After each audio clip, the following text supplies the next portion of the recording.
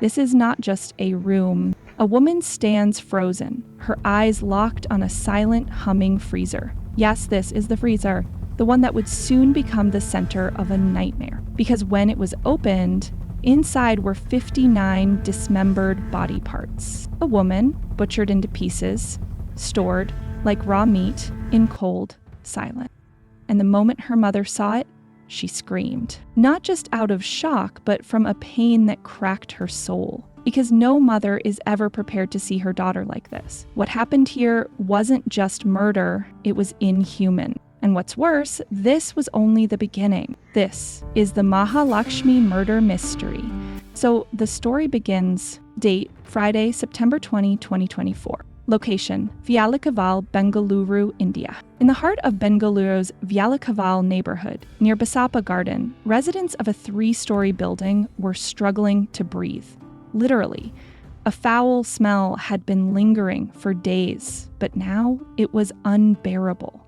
Something was deeply wrong. When neighbors tried to trace the source, all signs pointed to a first-floor apartment, but the door was locked tight. Concerned and overwhelmed by the stench, the residents contacted the landlord of the flat. It was a 1-bedroom unit rented by a 29-year-old woman named Mahalakshmi. The landlord tried calling her, but her phone was switched off. The situation had escalated beyond discomfort. This was an emergency. The landlord dug through the rent agreement and found 2 emergency contacts listed, Mahalakshmi's mother and her elder sister Lakshmi. A call was made to Lakshmi, informing her of the unbearable smell coming from Mahalakshmi's flat. Not only was the door locked, but Mahalakshmi was unreachable as well. Lakshmi informed their mother, Meena Rana, and her brother, Hukam Singh. Since it was already around 7 p.m., they decided to visit the apartment the next morning. A shocking discovery. On the morning of September 21, Mahalakshmi's mother, her sister Lakshmi, and Lakshmi's husband Imran arrived at the building. The smell was so intense it was noticeable from outside the building. A locked door, a switched-off phone, and that level of stench, these 3 details were enough to instill fear in anyone's heart. But what they found inside was worse than any of them could have imagined. The police arrived and opened the flat. Inside the refrigerator, they discovered dismembered human remains. According to the Forensic Science Laboratory, FSL, the body parts were in an advanced stage of decomposition, infested with maggots. The timeline was clear. This murder hadn't happened recently. It had been days, if not weeks. The reason the smell took so long to spread was because the body was stored in a sealed refrigerator. Once decomposition overwhelmed the appliance's limits, the odor began leaking out. Police launched a full-scale investigation, beginning with Mahalakshmi's background. Mahalakshmi's mother, Meena Rana, and father, Charan Singh, originally belonged to Tikapur, Nepal. Around 35 years ago, they migrated to Bengaluru in search of work. Mahalakshmi, on the other hand, had been married to Hemanta Das, and the couple had a daughter together. However, since September 2023, almost exactly a year ago, Mahalakshmi had been living separately from Hemanta. First suspect, the husband. As is often the case in such situations, Mahalakshmi's estranged husband, Hemanta, became the first suspect. He ran a mobile accessories shop, while Mahalakshmi was working at a place called Fashion Factory in Malleswaram. When interrogated, Hemanta told police that Mahalakshmi was having an extramarital affair, and their fights had escalated because of it. Although they weren't officially divorced, she had left him and taken their daughter with her. However, after 4 months, she sent the daughter back to Hemanta, and he had been taking care of the child ever since. Mahalakshmi would visit her daughter roughly every 2 weeks, and she had last visited the shop nearly a month ago. After the separation, Mahalakshmi initially stayed with her mother, but later moved to a flat in the Vyalakaval area. A quiet life, or was it? Neighbors confirmed that Mahalakshmi had moved into the apartment around 5 to 6 months earlier. She had very little interaction with anyone in the building. Her schedule was tight, leaving for work around 9:30 a.m. and returning late at night, around 10:30 p.m. However, a few people mentioned seeing a man frequently visiting her. Some even said he had stayed over at her flat for a few days. This detail immediately caught the police's attention. Now, the investigation took a deeper turn. One team began analyzing her call records. Another reviewed nearby CCTV footage. A third team brought Hemanta in for a second round of questioning. Past cracks and new names. Hemanta and Mahalakshmi had been married for 6 years, but their relationship had soured when Hemanta began suspecting her character. During questioning, he named 3 people: the manager at Mahalakshmi's workplace, a mutual friend, a man he firmly believed could be the killer. Hemanta said he once secretly checked Mahalakshmi's phone and found messages between her and this third man, messages that destroyed their marriage. The man's name was Ashraf, a professional from Uttarakhand working in Bengaluru. Hemanta had filed a complaint against Ashraf, but the situation became complicated when Mahalakshmi countered with an assault case against Hemanta, a Hindu woman involved with a Muslim man and then found murdered in pieces inside a fridge. And after thorough investigation, the police verified many of Hemanta's claims. This removed him from the suspect list. Ashraf, on the other hand, was now the prime suspect. To avoid media leaks, police quietly brought Ashraf in for questioning. He admitted to having an affair with Mahalakshmi in the past, but insisted that they had cut off contact months ago, after the police complaint and domestic dispute. Ashraf's call records and location data supported his story. Soon, police publicly confirmed that Ashraf was no longer a suspect. Now, 2 more individuals were being investigated, both connected to the clothing store where Mahalakshmi worked, but based on new call data and CCTV footage, they were cleared as well. Then came a breakthrough. Mahalakshmi had reported to work on September 1. From the very next day, she was on leave. Coincidentally, another man working at the same store also disappeared after that date. When the police pulled up both of their call records, they discovered frequent contact, messages, and calls exchanged for months. Even on September 2, they had spoken. That man's phone was now switched off, so police traced the last dialed number in his call logs. It belonged to a man named Smriti Ranjan, living in Bengaluru. When police questioned Smriti, they learned that the missing store worker's name was Mukti Ranjan Roy. His brother. The puzzle pieces were falling into place, but police feared that leaking any detail at this stage could compromise the investigation, so they kept everything under wraps. About 6 months earlier, Mukti Ranjan had started working at the same clothing store as Mahalakshmi. Over time, a friendship formed between them, one that gradually turned into something more intimate. As time passed, Mukti Ranjan Roy began sensing a cold shift in Mahalakshmi's behavior. Something had changed. She was pulling away, less interested in meeting, increasingly distant in conversation. At work, too, Mukti noticed she would spend long hours on the phone with someone in hushed tones. The intimacy they once shared had begun to fray. The same suspicion that had once eaten away at Hemanta Das now gripped Mukti. He feared she was having an affair. Mahalakshmi had a short temper, and she didn't hold back during confrontations. Their arguments became frequent, and when she lost control, she didn't hesitate to raise her hand on Mukti, regardless of the place or the time. There were moments of peace between them, but Mukti was emotionally tied to her far deeper than he ever expected. He was stuck in a toxic cycle, unable to stay, unable to walk away. September 1st would be the last day they both showed up at their workplaces. The next day, September 2nd, Mukti called Mahalakshmi, requesting to meet, but she refused.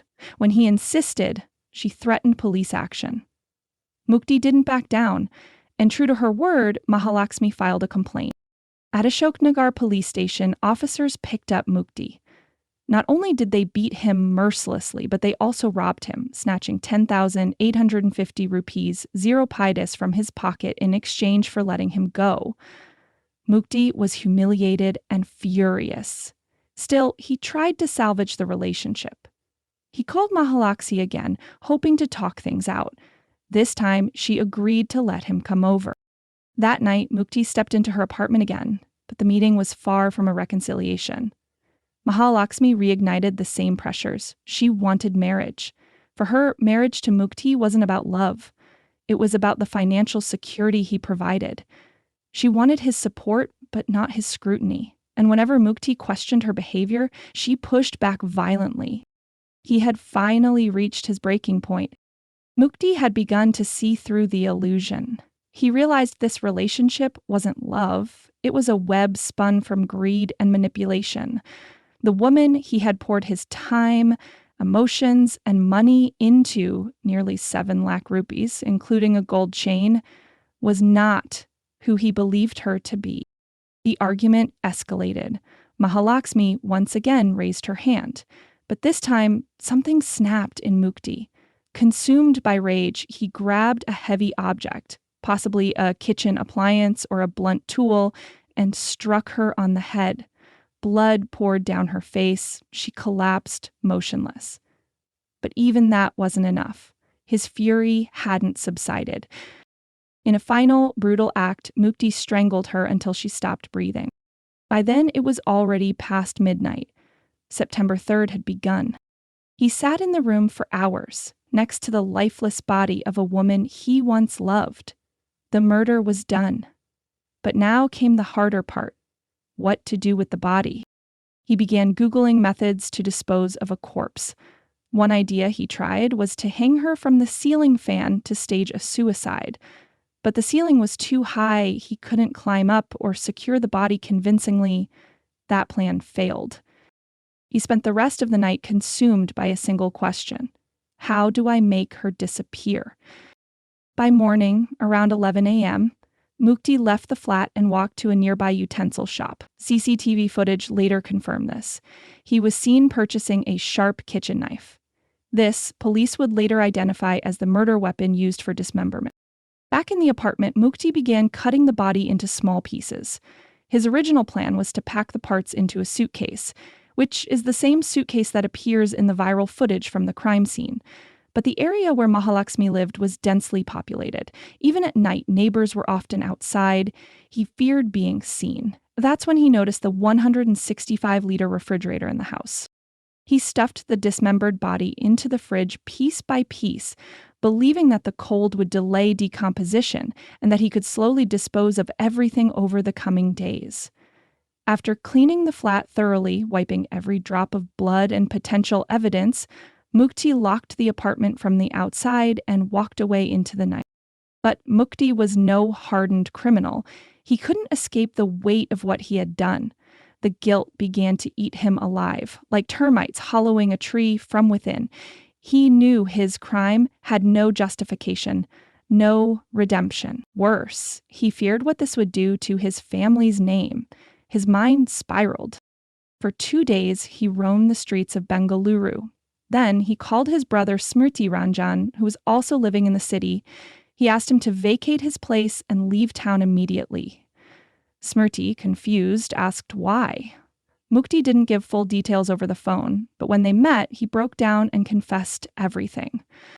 He told Smriti how Mahalakshmi had destroyed his life. He had given her everything: money, gifts, love, and still she betrayed him. He even alleged that she had threatened his life when he tried to question her loyalty. He begged Smriti to disappear before the police connected the dots. After that, Mukti fled Bengaluru and headed to Berhampur, Odisha, where his younger brother Satya Ranjan was studying engineering. He stayed with Satya in the hostel for a few days before disappearing again. But he couldn't stay away for long. The guilt, the paranoia, it dragged him back. Satya noticed the weight on his brother's face, and when he asked, Mukti couldn't lie anymore. He told Satya the full story. By this time, September 21st, police had begun the hunt. Mukti, like many criminals after a crime, was tracking the investigation from the shadows. He knew the net was closing in. On September 24th, Mukti reached his family home in Bhadrak, Odisha, around 10 p.m. He had dinner with his parents. His mother sensed something was terribly wrong. She asked him, and Mukti confessed everything, except the part where he killed her. But he had already made his decision. At 4 a.m. the next morning, September 25th, he took his father's scooter and quietly left the house. Later that morning, locals near a cemetery in Badrak noticed a body hanging from a tree. Alongside it, a bag was found. Inside were his laptop, phone, clothes, and a diary. It was Mukti Ranjan Roy. The Odisha police informed his family, and soon the Bengaluru police were alerted. They had been trying to track Mukti all along. In the diary, written in broken English across 2 pages, Mukti had left behind a confession note. He accepted the murder. He blamed Mahalakshmi for manipulating him emotionally and financially.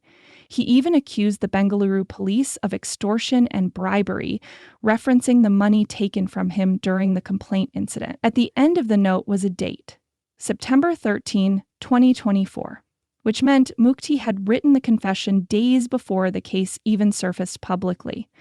Deep down, he knew the police would eventually find the truth, but he had no desire to face that end in a courtroom.